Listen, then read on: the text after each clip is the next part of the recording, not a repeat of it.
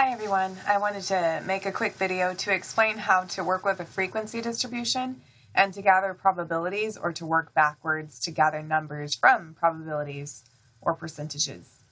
First, let me start by saying I have a head cold right now, so sorry if I sound terrible, and I'm hoping that I don't start coughing or sneezing in the middle of this, but please forgive me if I do. I wanted to deal with this question in particular because one, it has two parts to it.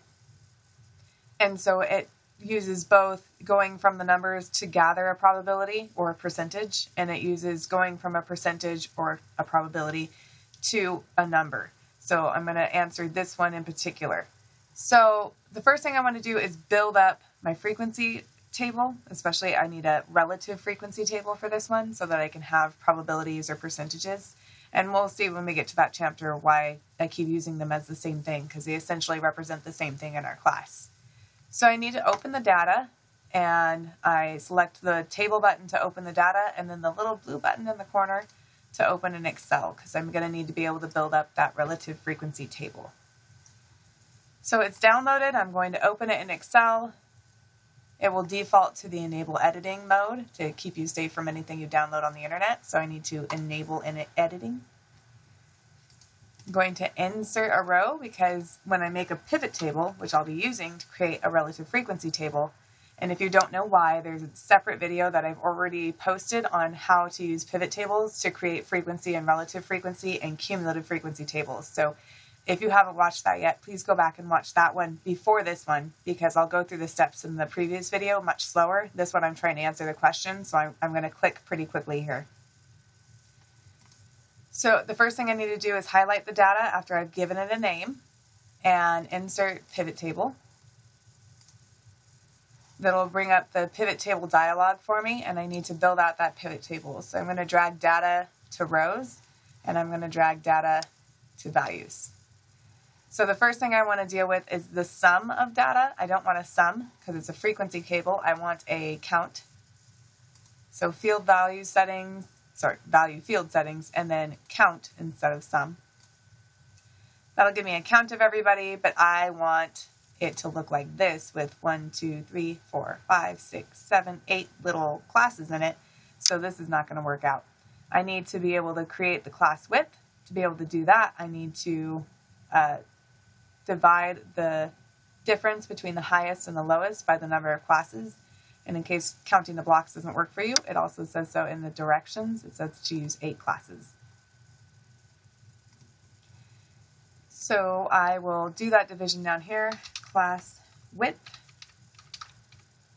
That should be equal to the big number, 96, minus the little number, and I'm looking right here and right here, 58, divided by the number of classes, which is 8. And I'll need to round that. So I'll be using 5, and I'll go ahead and highlight that number so I don't lose track of it. Next, I need to group to be able to create the frequency table. So I'll go right-click and group. The starting and ending are already correct as the minimum and the maximum. And I need to change this by to the class width, so from 10 to 5. Before I move on, I want to double check that I have the correct amount of classes, because it's easy to interpret the numbers wrong or to have done division or typed in something wrong and got the wrong number of classes, which I've done easily in the past. So I'm going to count these. 1, 2, 3, 4, 5, 6, 7, 8. Like it should be, just like I have 8 over here or 8 little humps right here. The next thing I need to do is create a relative frequency table. I would do that by taking each one of these and dividing by the total to tell me what percentage of the total each row is. If I try and do that directly from the pivot table, I get kind of this weird, difficult to read interface. And so what I'm going to do is just copy the information out of the pivot table so it becomes like a regular number that's easier to work with. So I'm going to right-click copy, and then right next to it I'm going to right-click paste. And not just regular control P, because that doesn't always bring clean data in, meaning that it can drag some equations that you're not aware of, and then when you try and use the numbers, you'll keep getting errors. So don't just do a control P or a command P. Right-click and use the one with just 1, 2, 3. And that'll give you clean numbers. Now it's only going to keep numbers and won't keep any formatting. It won't keep any equations that you're not aware of in the background. so that it will reduce the chance of you getting an error when you start using the numbers. So this is my classes. These are my frequencies. And now I need a relative frequency. So what I'm going to do is in this row, I'll divide each one of these numbers by the total, which is right here, 30. I'll just type 30 in. So this is each number divided by 30. I only have to do it once, and then I can use the special corner to drag it down to create all of the other relative frequencies. So now I have the classes and I have the frequencies, and I can try and match those up with a table in the homework. So I'm going to close that so I can see these pictures. First thing I want to do is start eliminating which ones of these I don't think are correct. So if you look at the class widths, I go 58, 62. So this is showing a tally mark. Let me blow that up a little bit more. This is showing a tally mark right in the middle of a class, which means that it's trying to tell me it's a midpoint. Since 58 is a lower class limit for one of my classes, there's no way it can also be a midpoint, so that there's no way graph A can be correct. Going down a little bit, I see I have 63. Or right here, 63, and it's also telling me it's right in the middle of a class. Since 63 is a lower class limit right here, there's no way graph B can be correct because it cannot be both a midpoint and a lower class limit at the same time.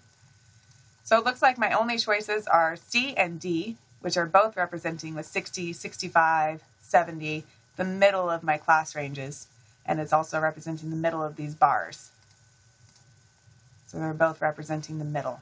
So it's one of these two graphs, and I just need to tell them apart. Let's just start from the left and work our way over. So my first number is 0.03333. So that's about 3%. So remember, to change something to a percent, you move the decimal twice. Let me zoom in. You move the decimal twice to the right. So if this was a percentage, it would look like 3.3%. Like that. Okay. So I've got 0.3, they're representing decimals on the left-hand side. So let me zoom in on this. This first decimal, if you see the bar, doesn't quite go to halfway between 0 and 0.1. So that would make that 0.05 right here. And I don't quite go up there. And look, this isn't quite 0.05 either. So that's a good sign. This might be the right graph. Let's go compare it to the other one. This one goes right up to 0.5. So I'm thinking this is not the right graph. I can double check another number. Let's see.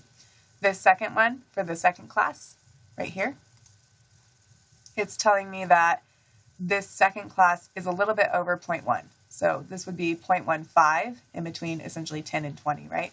So 0.15 would be right there. So this graph is telling me that the next value should be close to 0.15, but definitely over 0.1. But on mine, I can see that my next value is exactly 0.1. So let's go look at this graph. And we can see that their next value is exactly 0.1. So C must be the correct graph. Check answer. Ooh, fantastic. Okay, so now I need to scroll down a bit. Oh, continue and then scroll down a bit. And I know it's probably difficult to see what this question is actually saying. Let me blow this back up. Woo, too much. If you put $8,250 in the ATM each day, what percent of the days in the month should you expect to run out of cash? So recalling what this question prompted us with, you work at a bank. So you're putting money into the ATM, and your customers are withdrawing the money from the ATM. So that's why the deposits look so large. You're not actually taking $8,000 of your own money and you're filling the ATM in the morning. You don't want to put too much in, because if somebody breaks into the ATM, then you lose a lot of money. But you also don't want to put in too little, because your customers want to be able to come to the ATM and withdraw money, right? You never expect to go to the ATM and be told that it's out of money. So this is how much you plan on putting in the morning, and it's asking you to figure out what percent of the days of the month that you would run out of cash. So going back to our frequency table, oop, that's really hard to read. There we go. Going back to our frequency table, I need to look for this number on this table. So remember, these are in hundreds of dollars. So this 58 is not 58. It's actually 5,800 or 5,800. So this number right here is 8,200. So if I put in 8,250, then I've exceeded this class. So I'm sitting like right here between the two classes. So that means I put in 8,250. If somebody shows up on this day and withdraws if a bunch of people show up on this day and withdraw $8,200, then I'll still have $50 left in the ATM. If a bunch of people show up on this day and withdraw $6,700, I will still have lots of money left over in the ATM. So the only days that I'll run out of money is if people try to withdraw $8,300 or more. So these days I'll run out of money. So the probability or the percentage of time that these come up, right, that these days exist, are sitting right here.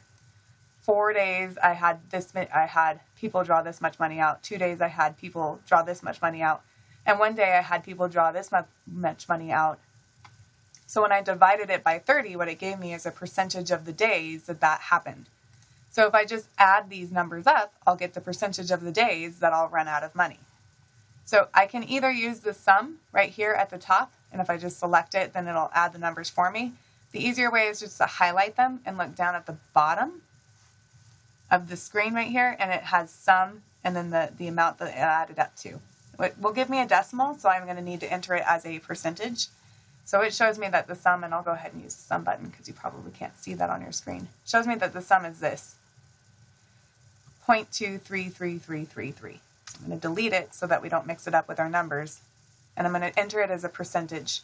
So 0.23333 means I need to move the decimal 2 spots, so that would turn into 23.3%. Okay, and then one more time, that's the correct answer because I'm putting in $8,250. On this day, or in this class, my customers have withdrawn $8,300. So right here, I ran out of money by $50. So on all of these days, I've run out of money. And these days are this percentage of the total.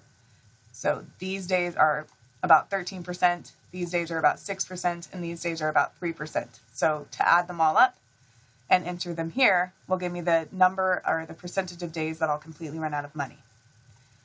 Part C is asking, if you're willing to run out of cash for only 10% of the days, how much cash should you put into the ATM? So we want to look down here because I know I'm supposed to be running out of cash, so that means that customers are taking out too much. So it's got to be down towards the bottom of the table where customers are taking out a lot of money. And I want to run out of cash for only 10% of the days. So conveniently, these two happen to add up to exactly 10%. So if I highlight them and check sum down here, you can see 0.1. And I'll go ahead and use the sum button so that it's larger, and it's right here, 0.1. These two numbers add up to 0.1. I'll go ahead and delete that so we don't confuse it with the rest of our numbers. So that means that I'm okay with only putting in this much money. So the maximum amount of money that I can put in and make sure that I don't run out of money for 90% of the days is $8,700, right? Because once I go above $8,700, I move into this class. And this class starts the 10% of the days that I don't want to run out of money for.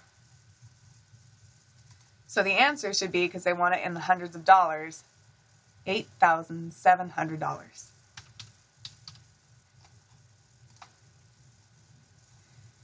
Okay, I don't want to leave this question. So one more time to recap, if I put in $8,250, then that would put me in this class, and I would run out of money for this percentage of the days.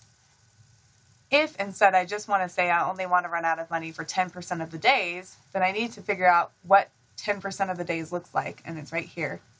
And then I need to figure out what money will put me right before I get into those 10%. So if I check, these frequencies should add up to 0.9, and they do.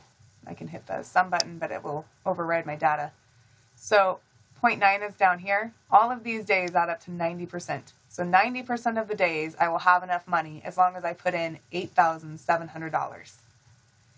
Okay, I hope that helps clarify how to answer these questions that go back and forth between a value and a percentage. I hope that helps with the homework. This idea of going back and forth between percentages and values is a big idea for our class, meaning that it will keep coming up. So really take some time to explore this problem, make sure that you understand this problem. And if you don't, then we'll come to more of these types of problems and you'll have more opportunities to try and practice this skill.